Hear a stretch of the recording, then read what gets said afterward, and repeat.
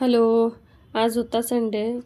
आज काही चिकन मटण तर नव्हतं, पण म्हटलं चला आपण अंड्याचीच भाजी करूया. तर म्हटलं चला तुमच्यासोबत पण शेअर करते.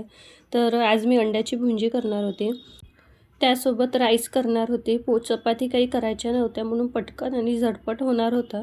तर म्हटलं चला आपण सगळ्यात अगोदर अंड्याची भुर्जीच करून घेऊ. अंड्याच्या भुर्जीमध्ये भरपूर प्रमाणात कांदे टाकले तर अंड्यांच्या भुर्जीला टेस्ट खूप छान येते आणि फक्त बेसिक मसाल्यासोबतच अंड्यांची भुर्जी खूप छान वाटते.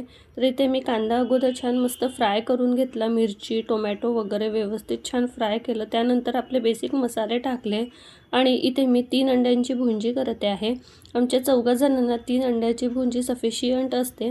त्यामुळे मी नेहमी करायचं असले तर 3 अंड्याची भुर्जी करते.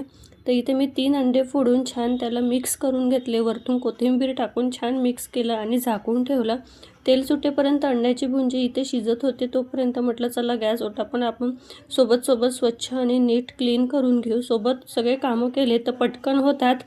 तसं तर थंडी असल्यामुळे पाण्यात हात टाकायची इच्छा नसते, पण तरी घरचे कामं करावंच लागते.